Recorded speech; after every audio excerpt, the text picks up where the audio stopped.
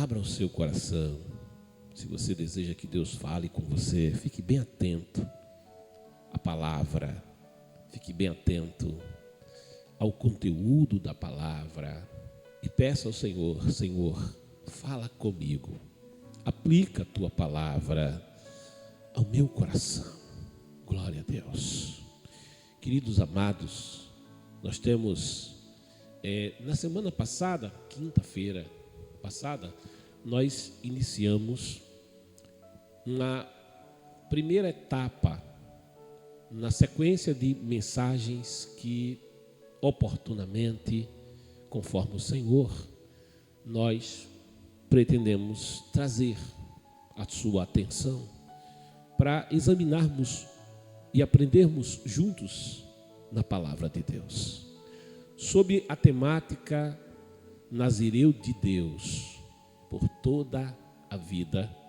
E a gente assim iniciou na semana passada, trazendo o introito acerca da vida de Sansão, da sua família, do contexto histórico em que se encontrava a nação de Israel, quando ocorre a visitação do Senhor à esposa de Manoá, a família de Sansão, sendo sua mãe então uma mulher estéril.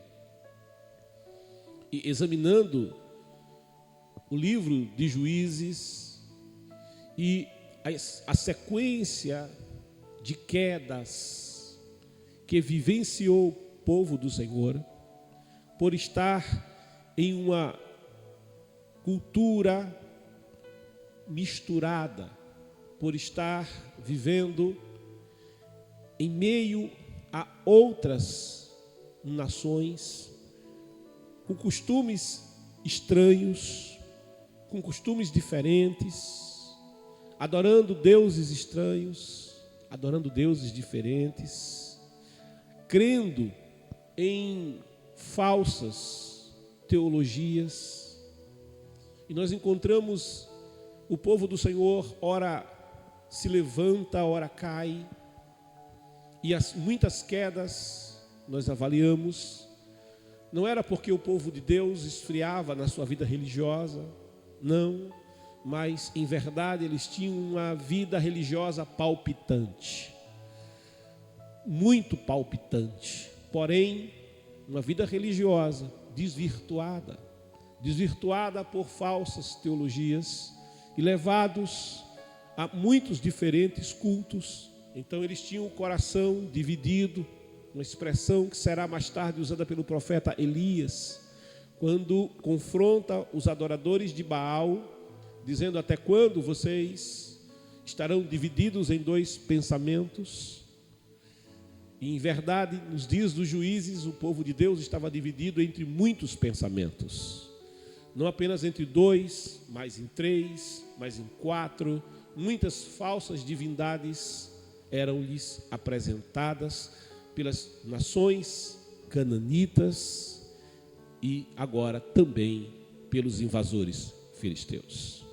Hoje, conforme nos é permitido, eu quero me debruçar com você nessa temática que explora a vida de Sansão, um relato que ocupa a maior parte e a parte final do livro dos Juízes, na qual não quero me debruçar apressadamente, visto ser um relato mais extenso.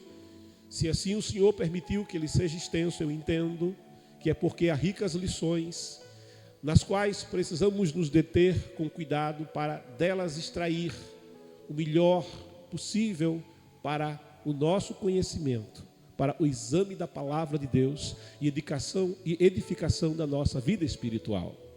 Assim, hoje, sob a subtemática, vamos dar dentro da temática Nazireu de Deus por toda a vida, eu quero abordar uma subtemática na porção que hoje examinaremos, na qual eu quero deixar o foco voltado para não coma a doçura do leão morto. Então guarde no seu coração, não coma a doçura do leão morto. E assim quero com você chamar a tua atenção para o livro dos Juízes, no capítulo de número 14, livro dos Juízes, lá no início do Antigo Testamento. Tome comigo a Bíblia, se você a tem em brochura impressa, como a tenho aqui, ou se você a tem no seu smartphone, em meio digital, no tablet, não importa o formato.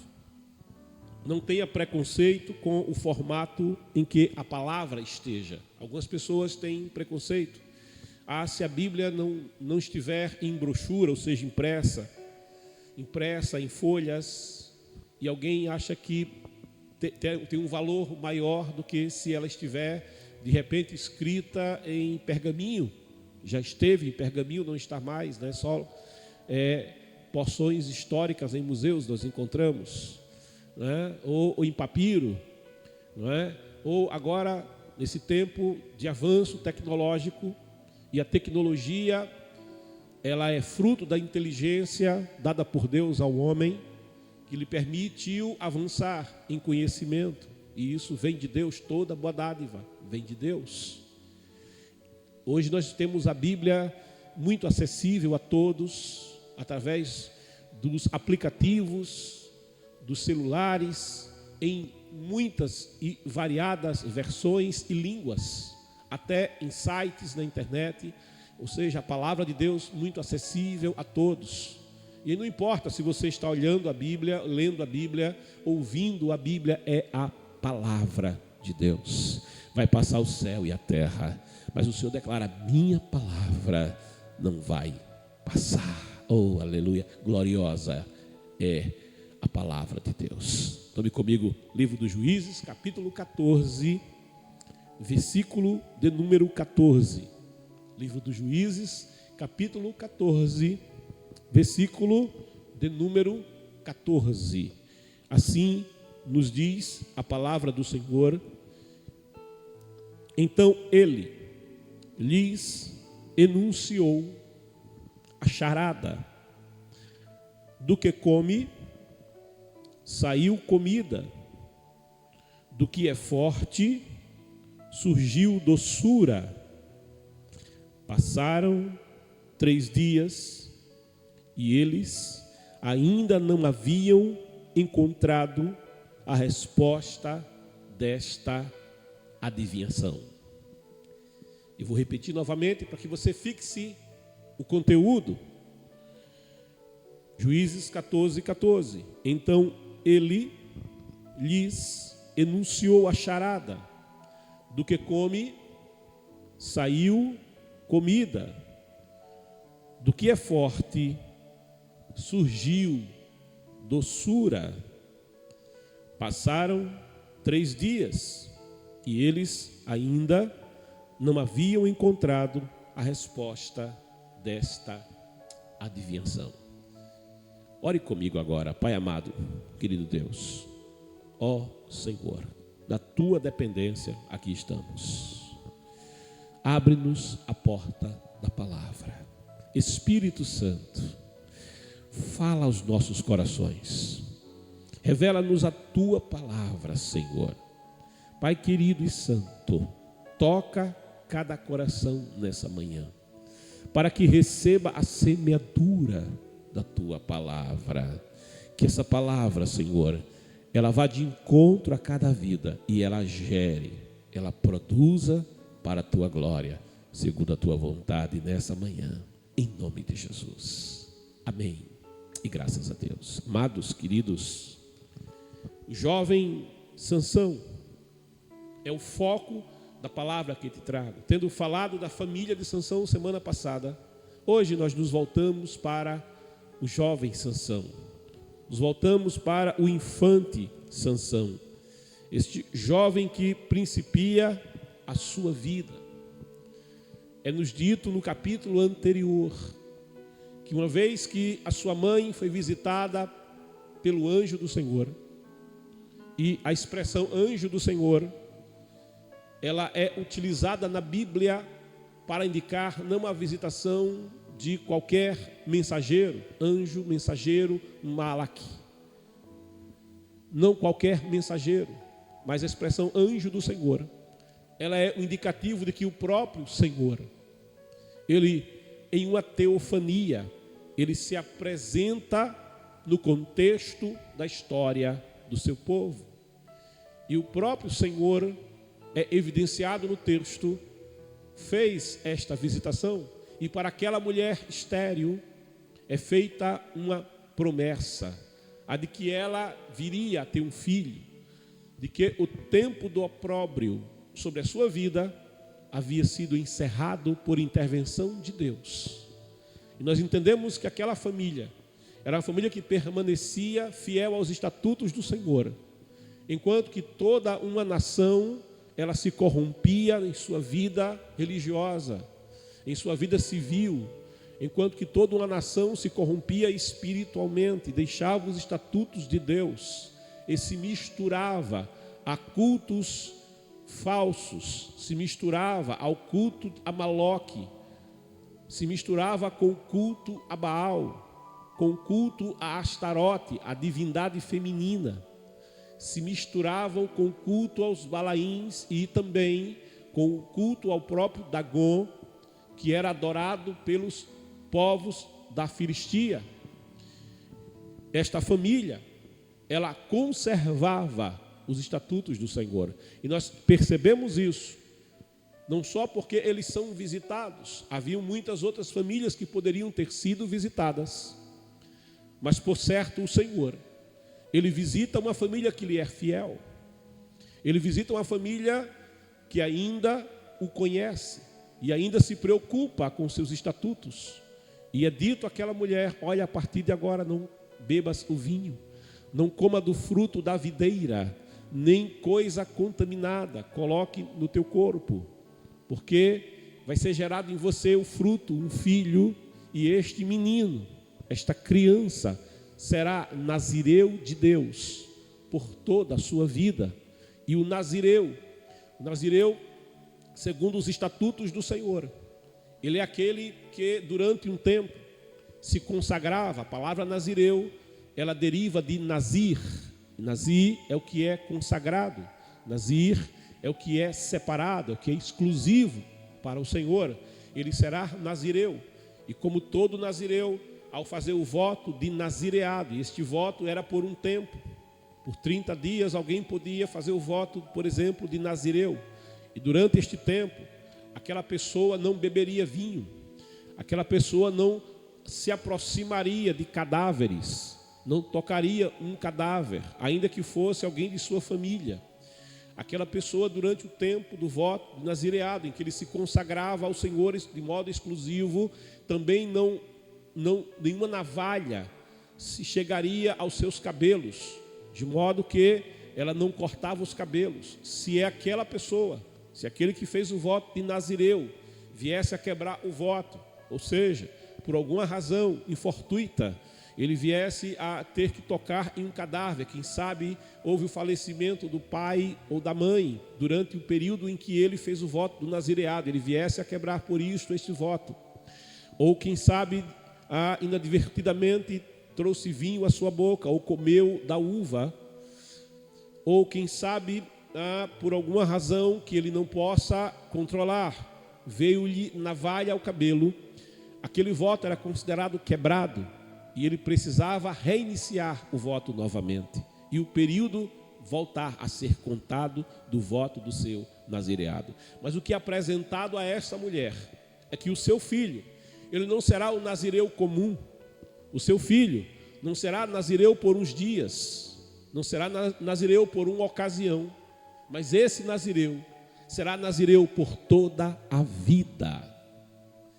É um chamamento que Deus está fazendo, é um presente que Deus está dando àquela família, mas também é um presente dado à nação de Israel, porquanto os filisteus dominavam a nação de Israel naquele tempo, naquele período.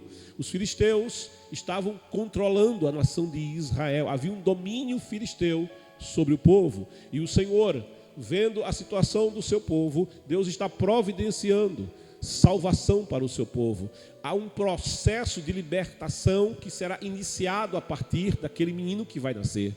É bem verdade que esse processo apenas será iniciado por aquele menino. Começa a partir das ações de Deus através da vida daquela criança e prosseguirá daí em diante, até que nos dias de Davi, Israel venha de fato a ser liberto da opressão e do controle dos filisteus. Os filisteus eram povos que vieram provavelmente da ilha de Creta, em levas que provavelmente acontecem desde 2000 antes de Cristo, nos dias ainda de Abraão. E eles vieram levas após levas e estabelecem, já nos dias dos juízes, uma pentápolis, ou seja, 5 cidades dominadas por 5 tiranos.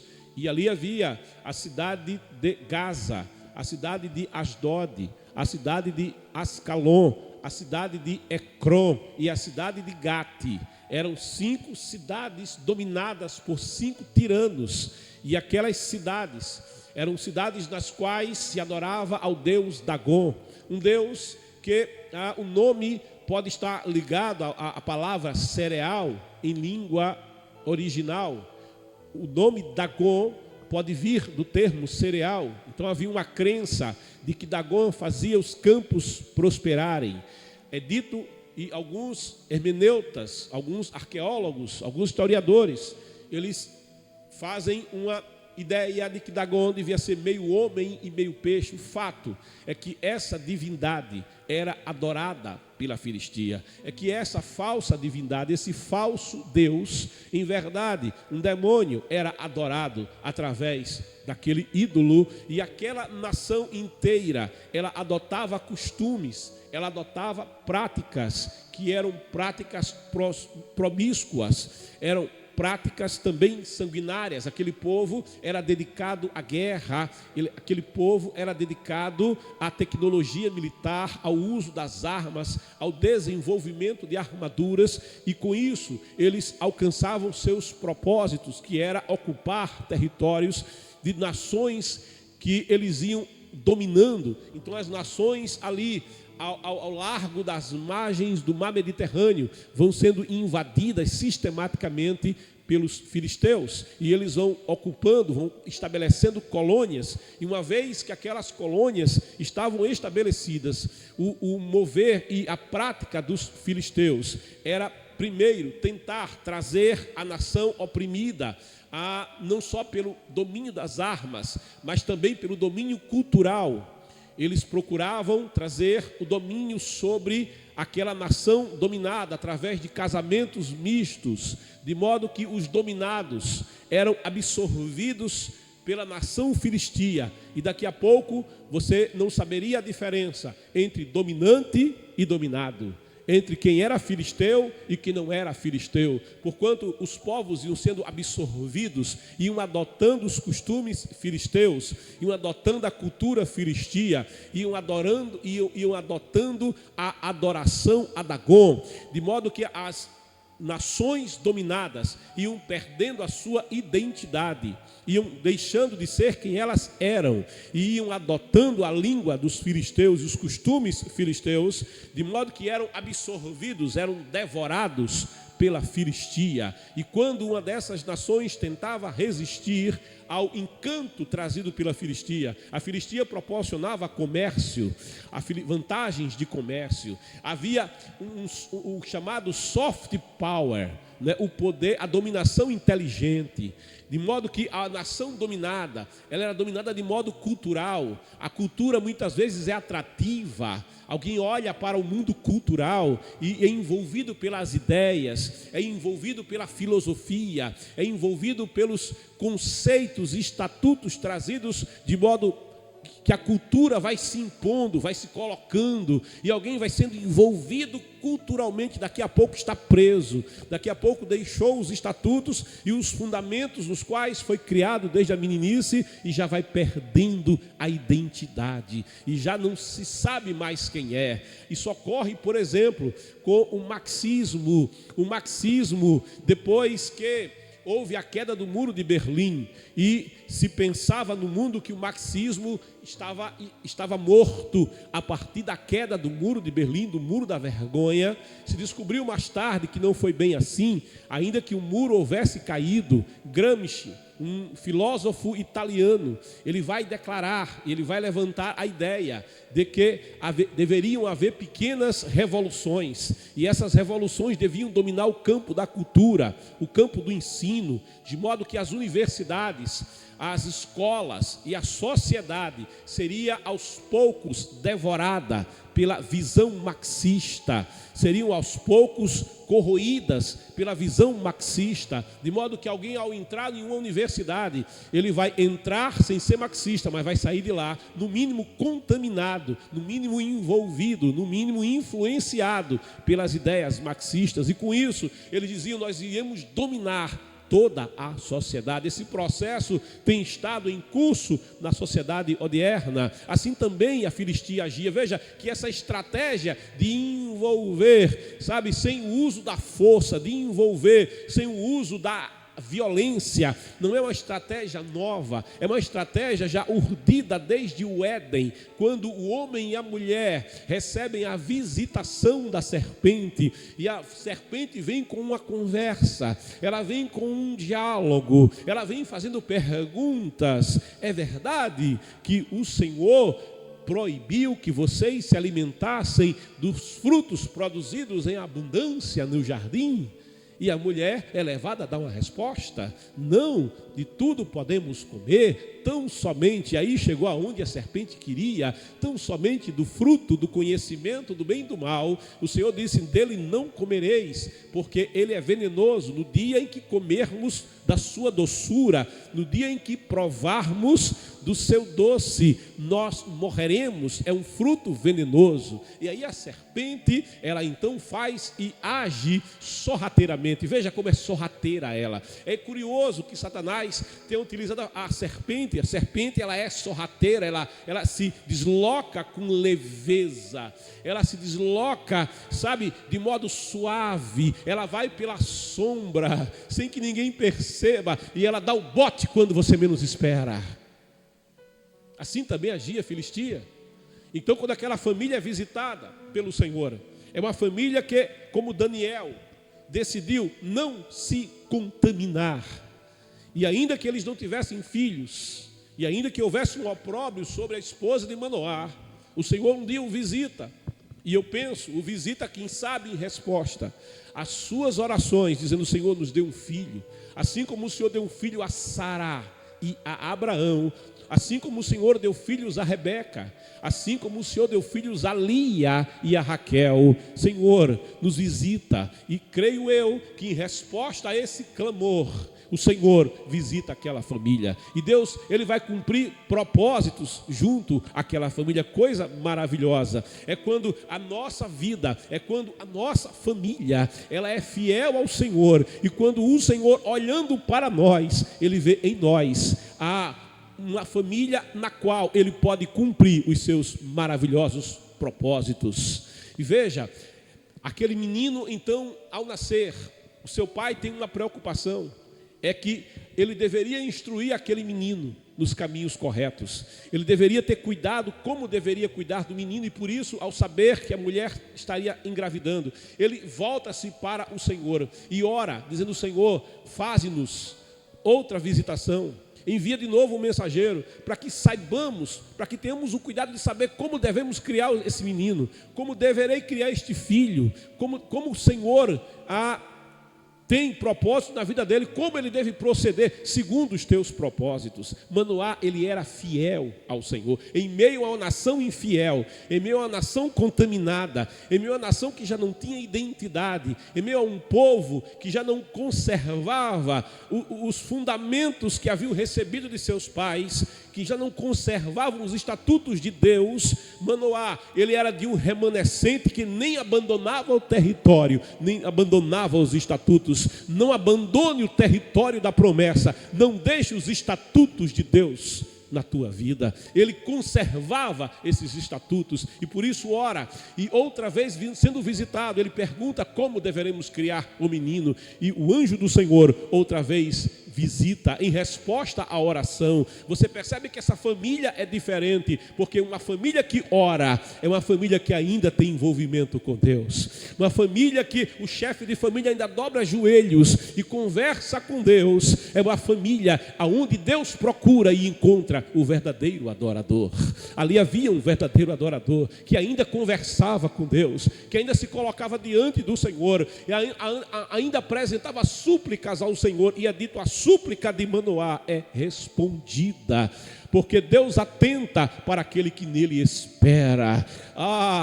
Deus visita Manoá, e visitando a Manoá, a sua esposa, ao receber outra vez a visita, estando seu marido, corre, busca o marido outra vez. Estamos tendo visita do mensageiro do Senhor, e Manoá então é instruído, dizendo-lhe o anjo do Senhor: olha, ele será nazireu de Deus por toda a vida, ele deverá guardar os estatutos do seu nazireado, não por um período, não por uma estação, não por um verão, mas por toda a vida. E assim esse menino é criado, assim esse menino será educado. Mas logo, logo, Sansão vai crescendo, e Sansão, cujo nome como a tradução poderia ser um pequeno sol. Sansão vai se desenvolvendo, o seu físico, a sua saúde, a sua compleição física provavelmente o diferenciava de todas as demais crianças daquele acampamento danita. Por certo, aquele cabelo que crescia,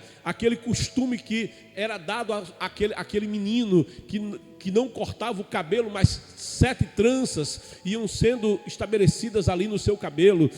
Provavelmente aquele menino chamava a atenção. Provavelmente o fato dele ser nazireu de Deus desde o seu nascimento e guardar o voto do nazireado por toda a vida chamava a atenção em meio a outras famílias que já não guardavam, nem achavam importante guardar os estatutos de Deus, em meio a outras famílias cuja vida espiritual já era uma mescla de muitas adorações, eram mentes influenciadas por muitas teologias, e posso dizer, numa linguagem nossa, por muitas visões filosóficas diferentes, que os afastavam da presença do Senhor, que os tirava da verdadeira adoração, que os tirava da verdadeira comunhão com Deus. Havia uma família que dizia: nós conservaremos, como Josué, aquela família dizia: olha, deixe quem quiser deixar, adore aquele a quem quiser adorar, mas eu e a minha casa seremos fiéis ao Senhor. Eu e a minha casa conservaremos a identidade. Eu e a minha casa não vamos nos promiscuir, não vamos nos misturar, mas nós vamos conservar a palavra do Senhor. Nós vamos conservar o ensino genuíno da palavra do Senhor. Não vamos comer o fermento da Filistia. Aquela família então cria aquele menino. Mas quando Sansão, e eu chego ao capítulo 14, quando Sansão atinge a idade, quando ele atinge a estatura do casamento, é dito a palavra que desde criança, que o Espírito de Deus vinha impelindo a sua vida, vinha dirigindo a sua vida. E em uma dessas andanças de Sansão, estando ele ali muito próximo das cidades filistias, no capítulo 14 a palavra diz que Sansão desceu até a cidade de Tímina e ali conheceu uma moça filistia. Curioso é que aqui começa os momentos, ou o processo em que a vida de Sansão vai vivenciar confrontos terríveis com a Filistia, mas também é mostrado, também é evidenciado que também há um processo aqui em que Sansão começa também a se afastar do Senhor. Assim como a nação se afastava de Deus, Sansão também começa, infelizmente, um processo em que aos poucos, não de uma vez, mas aos poucos, paulatinamente, ele vai se afastando de Deus, porque afastar afastamento de Deus não é algo que muitas vezes acontece abruptamente. Não, alguém vai deixando de orar, alguém vai deixando de louvar, alguém vai deixando de examinar a palavra, já não dá mais vontade de ir mais à igreja como antes, e alguém começa o processo, lentamente, suavemente, outros interesses e outras coisas vão envolvendo, vão prendendo o laço do passarinheiro, vai sendo passado pela pessoa, e daqui a pouco ela é arrastada para se afastar de Deus. O capítulo 14, não por acaso, vai dizer: Sansão desceu. Quem se afasta do Senhor não sobe, quem se afasta do Senhor desce. E é isso que Sansão começa a vivenciar. Ele começa a vivenciar uma descida na sua vida espiritual, e ele desce a cidade de Tímina, e diz a palavra: e ali contemplou, e ali os seus olhos, sabe, a palavra diz que se seus olhos forem bons, o teu corpo será bom. E quando os olhos de Sansão contemplam o que estava embaixo, quando os olhos de Sansão contemplam o que estava da Filistia, quando ele vê aquela cultura que era diferente da cultura na qual ele foi educado, na qual ele foi criado, quando ele vê aquela moça, o seu coração é envolvido por aquela visão. Ele não esqueceu mais a visão daquela moça, ele não esqueceu mais a beleza daquela moça, era atrativa aquela moça, e aquilo envolveu a sua alma, aquilo envolveu o seu coração. Ele retorna para casa, e ao retornar para casa, ele anuncia ao pai, no versículo 2, retornou para casa e solicitou a seu pai e sua mãe: reparei. Oh glória, reparei. Eu me lembro de Davi reparando. Davi estava no palácio, e dali do palácio ele também reparou. Estando no tempo da guerra, o rei Davi estava à toa, passeando no terraço do palácio, e estando à toa enquanto os exércitos de Davi batalhavam, enquanto o general de Davi batalhava, Davi estava à toa no palácio, e estando à toa ele reparou em uma mulher que se banhava. E a derrocada de Davi começa nesse instante em que ele repara. Aquilo que é colocado diante dos seus olhos começa a lhe contaminar. Sansão também, que era nazireu de Deus, que tinha um nazireado que era para ser por toda a vida, infelizmente reparou numa jovem entre as filhas dos filisteus, e ele diz para os seus pais: peço-vos que a tome por esposa para mim.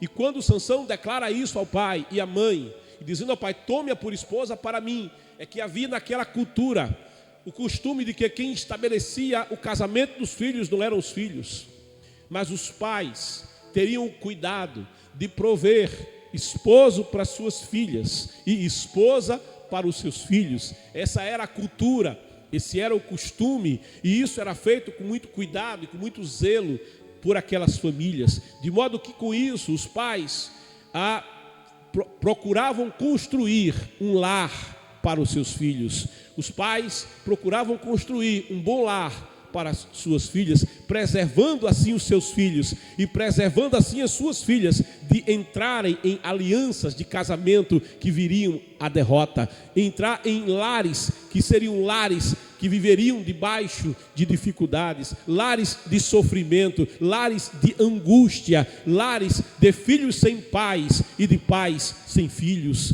Assim era o costume da época, e por isso Sansão agora volta-se para os seus pais e diz: olha, eu vi uma moça e dela eu me agradei muito, ela encheu os meus olhos, eu lhes peço que a tome por esposa para mim. No entanto, seu pai, diz o versículo 3, e sua mãe questionaram-lhe: não há mulheres entre as filhas dos teus parentes e no seio de todo o teu povo, para que vás procurar esposa entre os incircuncisos, ou seja, entre aqueles que não estão na aliança com Deus, entre aqueles que não guardam os estatutos do Senhor, entre aqueles que são adoradores de falsas divindades, entre aqueles que têm uma cultura contaminada com o pecado? Será que não há moças? Será que não existem entre os filhos da tua nação, entre os teus parentes, entre aqueles que ainda têm uma identidade, entre aqueles que ainda conservam a aliança com o Senhor, alguém, uma moça que possa também ser tua esposa? Esse era o questionamento que os pais trazem para ele. Mas Sansão replicou a seu pai: consiga para mim, te peço, É esta a jovem pela qual me apaixonei. Sansão está dizendo para o seu pai: eu quero o que eu quero viver a vida do meu jeito. Eu penso, e aí não tem um diálogo, mas eu quero interpolar a conversa de Sansão. Quem sabe Sansão dizia: olha, esse negócio de ser nazireu por toda a vida é coisa de vocês. Esse negócio de ser nazireu não foi combinado comigo, foi combinação com vocês, mas comigo ninguém combinou nada. Parece um adolescente falando, né? Parece um adolescente falando, dizendo: não, esse negócio de igreja, esse negócio de vocês, esse negócio de escola dominical, esse negócio de vocês. Eu quero viver a minha vida, eu quero ter as minhas experiências, eu quero ter a minha liberdade, eu quero casar com quem eu quiser casar, eu quero andar com quem eu quiser andar, eu quero viver do meu jeito, da minha forma. A vida de vocês foi para vocês, a experiência de vocês serve para vocês, não serve para mim. Sabe quando aquela fase da vida em que todo mundo está errado, só o adolescente está certo? Assim Sansão se colocava para o pai dizendo: eu quero essa moça, eu quero que o senhor me patrocine o casamento, eu quero que o senhor vá lá e faça o contrato de casamento, assine o Quetuba, que era o contrato de casamento, eu quero que o senhor pague o dote do casamento, o dote pela moça, pague a conta da festa. Mas tem uma coisa: eu não quero viver segundo as tuas ordenanças. É como alguém que chega diante de Deus e diz: Senhor, me abençoa, Senhor, olha Senhor, abençoa a minha vida, me dá o melhor da terra, me dá o melhor das tuas bênçãos. Mas tem uma coisa: eu não quero te obedecer, eu quero que o Senhor promova a minha vida, mas eu não quero andar na tua presença. Eu quero as bênçãos de Deus, mas eu não quero o Deus da bênção. Eu quero que Deus me abençoe, mas eu não quero compromisso com Deus. É mais ou menos isso que Sansão está dizendo para os seus pais: eu quero que o Senhor providencie a moça, mas eu não quero obedecer aos teus ensinamentos. Eu quero viver do meu jeito, eu quero fazer da minha forma, eu quero viver a minha própria experiência. E seu pai e sua mãe, entretanto, desconheciam, é o versículo 4, desconheciam que mesmo isso, e isso não é coisa boa. E quando o texto diz mesmo isso, porque isso não é coisa boa, e mesmo isso, essa atitude rebelde de Sansão, esse comportamento de Sansão, mesmo isso, provinha da vontade do Senhor. Veja, Deus, Ele é o Senhor da história. Alguém diz: Deus abandonou a história. Deus, Ele criou a terra, criou o universo, Ele iniciou o processo, mas Ele se afastou do processo. Ele deixou que o homem viva a vida como ele bem quer e entende. Deus, Ele não vai interferir na história. Não, Deus interfere na história. Deus, Ele tem propósitos e Ele cumpre os seus propósitos. A sua vontade é soberana, sabe? Ainda que alguém desista, Deus não desiste. Ainda que alguém se afaste, Deus continua com aquela pessoa ao alcance dos seus olhos. Ainda que alguém não queira, a vontade de Deus é soberana. E o seu querer e o seu pensar não pode ser contido, não pode ser impedido. E circunstâncias não impedem o agir de Deus. Situações adversas não impedem a vontade de Deus.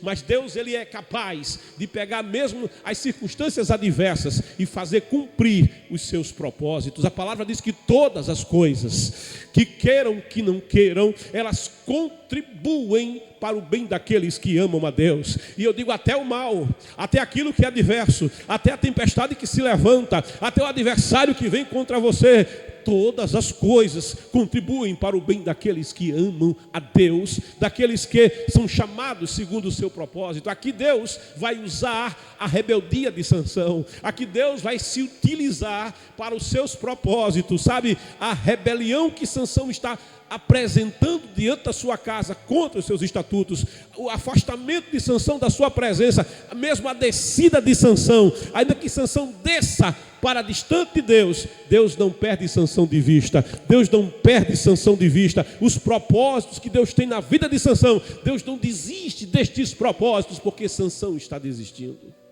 E Deus está utilizando-se mesmo as circunstâncias que são adversas, de modo que, diz a palavra, a fim de providenciar ocasião contra os filisteus, porquanto naquela época eles subjugavam, eles dominavam, eles oprimiam o povo de Israel. Ainda que esse domínio fosse soft, ainda que esse domínio fosse leve, fosse pela economia, fosse pela cultura, há uma coisa no dominador, na relação dominador e dominado, que alguém muitas vezes ignora, é que quando o dominado, ele tenta se libertar do dominador, sabe, já viu o gatinho caçando rato? Já viu um gatinho tentando brincar com o ratinho? Ele usa aquela patinha fofinha e ele bate no rato. E ele brinca com o rato. Parece que está fazendo carinho no rato.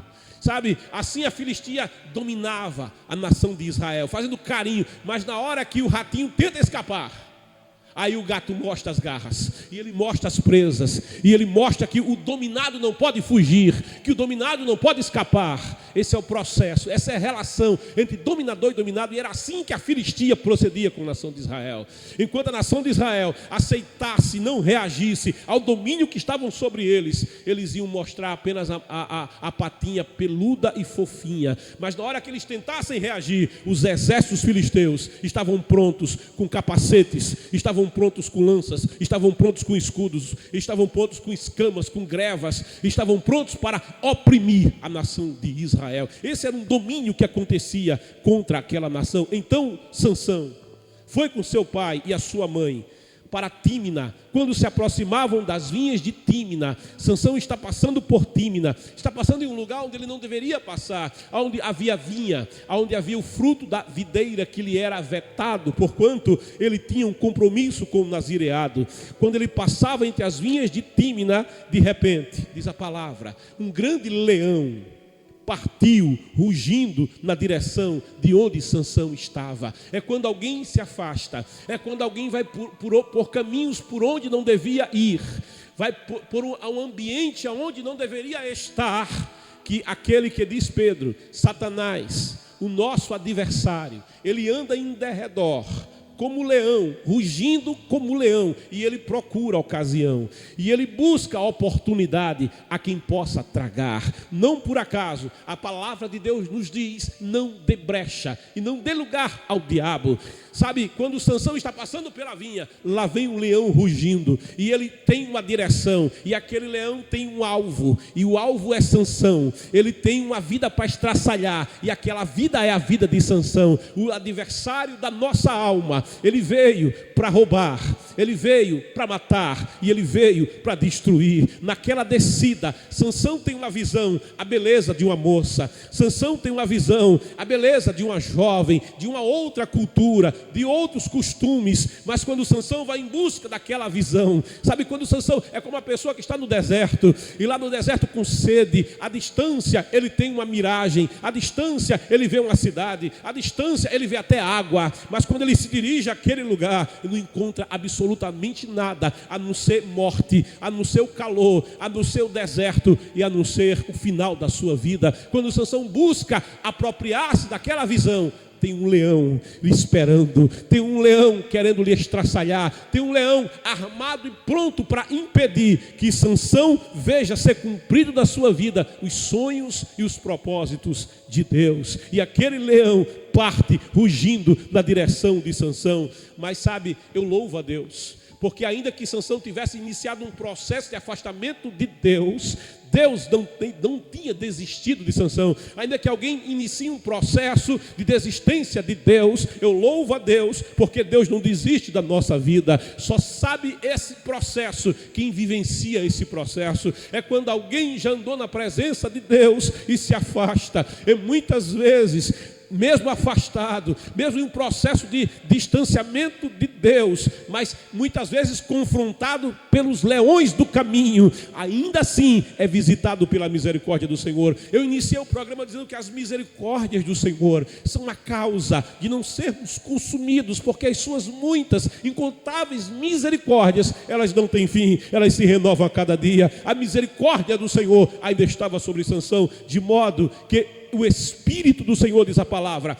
apoderou-se de Sansão. Sansão podia estar abrindo mão do compromisso com Deus, mas Deus não abria mão do compromisso que tinha estabelecido na promessa na vida de Sansão. O Espírito apoderou-se de Sansão, e ele, diz a palavra, sem nada nas mãos. O que é que Sansão tinha nas mãos? Absolutamente nada.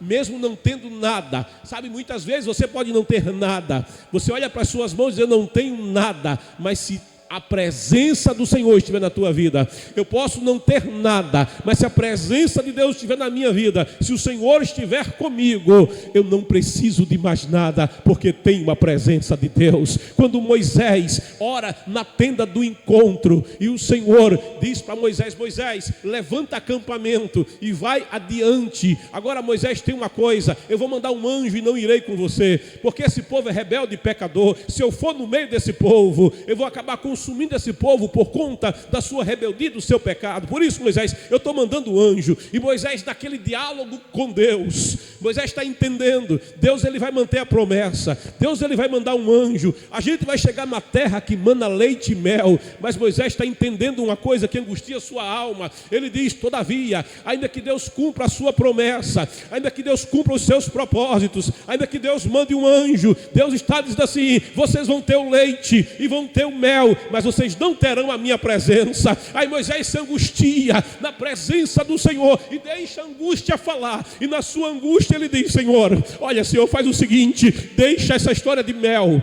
deixa essa história de leite, deixa essa história de terra prometida, Senhor, deixa essa história de anjo, deixa essa história, Senhor, Pai, Senhor da glória, mas não me deixa sem a tua presença. Eu prefiro o deserto, eu prefiro esse lugar ermo, eu prefiro esse lugar quente, eu prefiro esse lugar que parece a princípio sem futuro e sem perspectiva, mas aqui está a tua presença. Não me lances fora da tua presença. Moisés diz: Senhor, não manda anjo, o anjo não serve, eu só vou se for com a tua presença. Se o Senhor não mandar a sua presença, se o Senhor mesmo não estiver comigo, não me faça sair daqui, me deixa do deserto. Eu prefiro o deserto a ficar sem a tua presença. Sabe, Sansão não tinha nada nas mãos, mas a misericórdia de Deus ainda estava sobre ele. Sansão não tinha nada nas mãos, mas o cuidado de Deus ainda estava sobre a sua vida, de modo que ele toma aquele leão e ele rasga aquele leão. Sabe, ele estraçalha sem nada nas mãos, ele estraçalha aquele leão. E os seus pais vão estabelecer aquele casamento com aquela jovem. Alguns dias mais tarde, diz a palavra, Sansão, ele voltou para Tímina a fim de casar-se. O tempo do casamento tinha chegado, um tempo tinha decorrido, e agora chegou o dia de Sansão contrair suas núpcias. Mas diz a palavra, indo para o casamento, ele afastou-se do caminho para ver aonde estava o cadáver do leão morto. É curioso que alguém, sabe, depois que supera uma etapa, depois que supera uma batalha, depois que vivenciou uma guerra, depois que vivenciou um processo, queira voltar ao processo novamente. Sabe, não há nada a se ganhar em voltar para trás. A palavra diz: se olhar para trás, a minha alma não terá nele prazer. Ló é tirado de Sodoma e Gomorra com as suas filhas. Ló é tirado de Sodoma e Gomorra com a sua esposa. Sodoma e Gomorra ia ficar para trás. A cidade seria destruída. Ló estava sendo liberto daquela cidade. Ló estava sendo liberto daquela cultura. Ló estava sendo liberto daquele povo. Ló estava sendo tirado daquele lugar de imundícia. Mas a mulher de Ló, ela resolve revisitar aquele lugar com seu olhar. Ela resolve revisitar aquele lugar, se voltando ainda para aquele lugar, porque o coração daquela mulher ainda estava preso àquele lugar. Não retorna aos lugares que você já superou. Você não tem nada a ganhar nesses lugares, você não tem nada a ganhar nessas situações, mas avança. A palavra diz: deixemos o embaraço, o pecado que tão de perto nos rodeia e corramos com paciência a carreira que nos está proposta, olhando para Jesus, o autor e o consumador da nossa fé.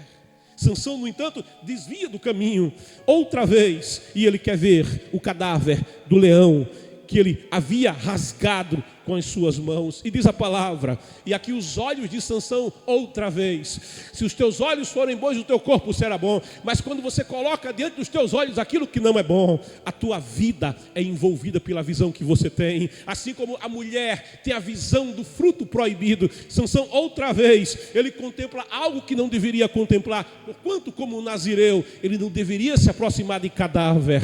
Como nazireu, ele iria se contaminar se aproximasse, se tocasse naquele cadáver. Mas Sansão é levado, ele é desviado outra vez do caminho, e ele vai em busca do cadáver do leão. E ali ele é atraído, ele observa que na carcaça do animal há um enxame de abelhas. Havia abelhas. Olha, aonde tem abelha, tem colmeia. Aonde tem colmeia, tem mel. Sendo aquele lugar próximo do lugar de videiras, sendo aquele lugar próximo das uvas, por certo, aquele mel devia estar ali em abundância, devido à floração que havia naquela região e à floração que havia naquele lugar. Então, havia um enxame de abelhas, e diz a palavra, e tinha mel. Aonde tem abelhas, tem mel. E quando Sansão vê o mel, sabe, o mel atrai. Quem olha para o mel saliva, quem olha para o mel se sente atraído pela sua doçura. E em seguida, diz a palavra, recolhe o mel com a mão, e enquanto retomava o caminho, ele o saboreava. Sansão, ele pega o mel.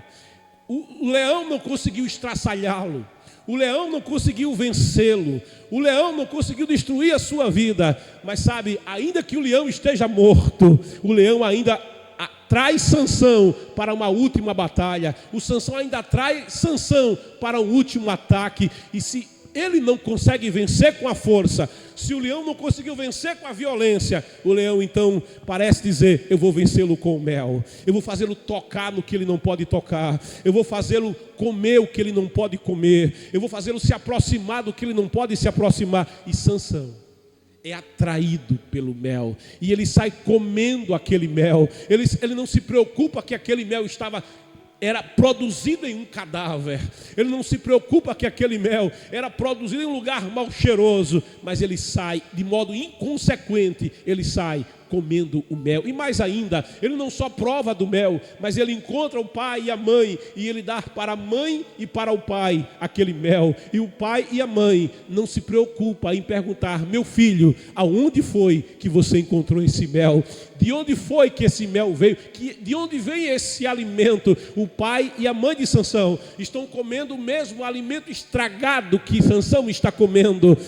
Apenas porque o filho lhes deu, apenas porque o filho lhes trouxe, mas eles param e não param para questionar: que mel é esse que está sendo servido para mim? Que alimento é esse que estão colocando diante de mim? Que alimento é esse que estão colocando na minha mesa? A mãe de Sansão, ela sequer lembrou-se daquilo que foi dito a ela: não coma aquilo que é imundo, não prove daquilo que vai contaminar a tua vida. Não permitas também que o teu filho, que a tua família se contamine. E eles vão se contaminar, porque eles vão comer sem questionar, eles vão absorver sem questionar o que estão absorvendo. Sabe, tenha cuidado nos dias odiernos, quando tantas filosofias, quando tanto soft power, quando tantas ideias estão sendo disseminadas pelos meios de comunicação. A tecnologia é uma bênção, o acesso ao conhecimento é uma bênção, mas tem cuidado com aquilo que é contaminado.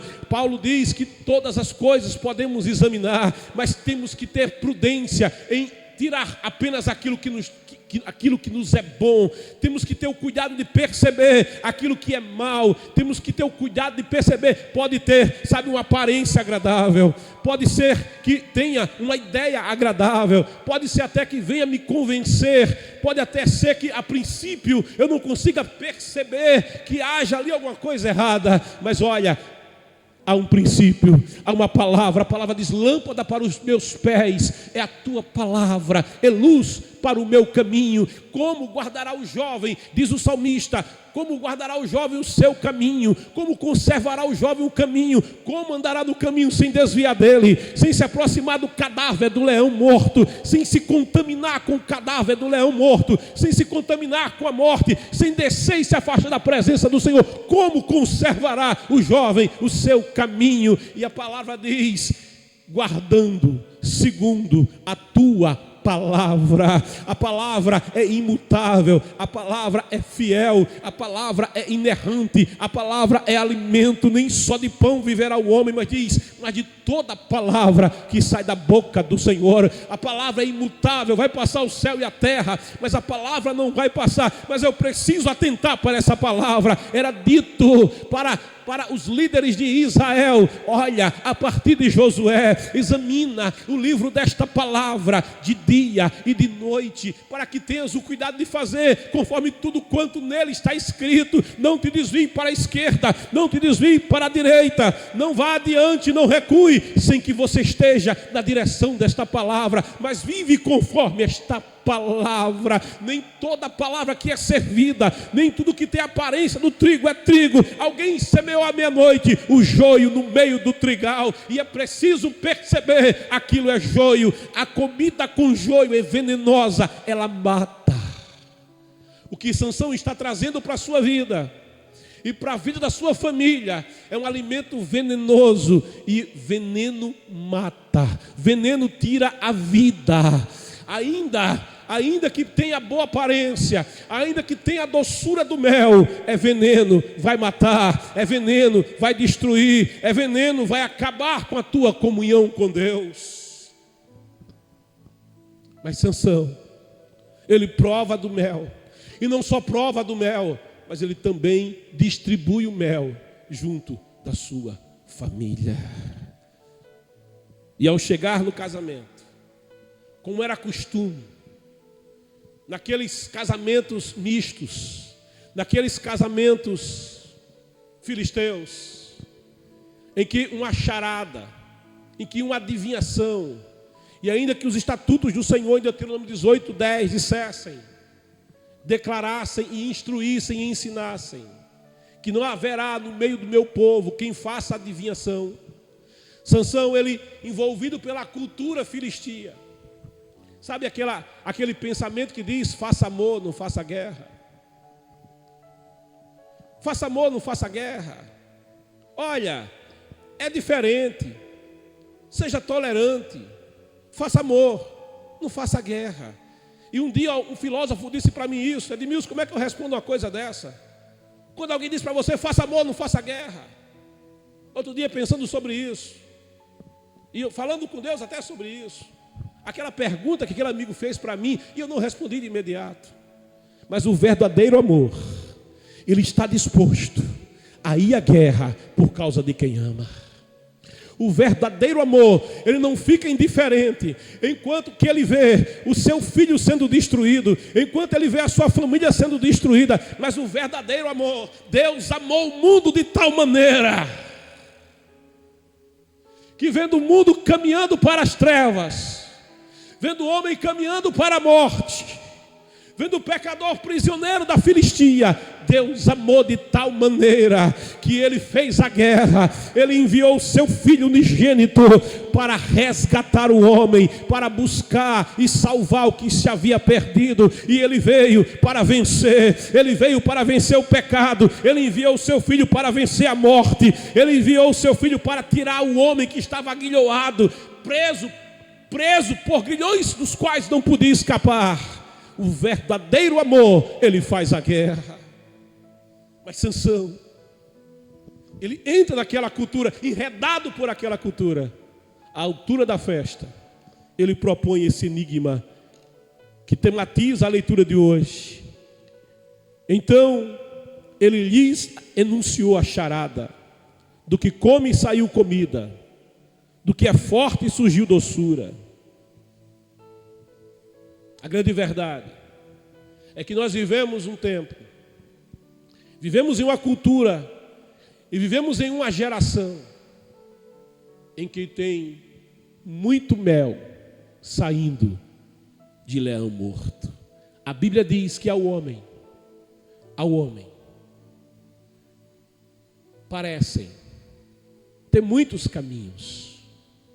Ao homem se apresentam muitos caminhos. E para ele, a princípio, na sua visão, esses caminhos são bons. Mas diz Provérbios: mas o final deles são caminhos de morte. não coma da doçura do leão morto.